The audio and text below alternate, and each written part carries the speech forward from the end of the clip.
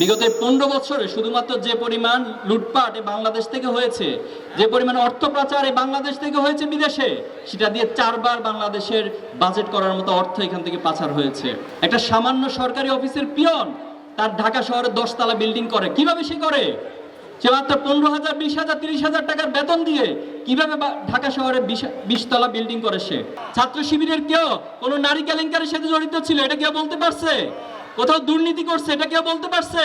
ছাত্র শিবির এমন মানুষ তৈরি করেছিল, ডাক্তার সৈয়দ আব্দুল্লাহ মোহাম্মদ তাহের, সাবেক কেন্দ্রীয় সভাপতি, ওনাকে বাংলাদেশে একমাত্র ব্যক্তি যাকে দুর্নীতি কমিশন অনেক চেষ্টা করে তার দুর্নীতি না পেয়ে তাকে সার্টিফিকেট দিয়েছিল যে আপনি হলেন দুর্নীতিমুক্ত একজন ব্যক্তিত্ব। এটা ছাত্র শিবির তৈরি করেছিল। আমরা বিশ্বাস করি আজকে সেই রাস্তা ধরে আমরা যে প্রজন্ম তৈরির জন্য চেষ্টা করে যাচ্ছি, শত বাধা শত প্রতিকূলতা মারিয়ে আমরা আমাদের লক্ষ্যে পৌঁছাবো ইনশাল্লাহ।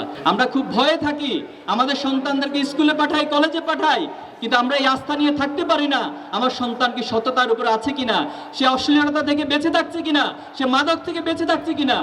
কিন্তু আমি ছাত্র শিবিরের প্রতি আমার এই আস্থা জন্ম নিয়েছে, যদি আপনারা তাকে গাইড করেন, আপনারা যদি তার দায়িত্ব নেন, আপনারা যদি আমাদের পিতামাতার পাশাপাশি তাদের অভিভাবকদের দায়িত্ব নিতে পারেন, তাহলে আমার সন্তান অন্তত খারাপ মানুষ হবে না।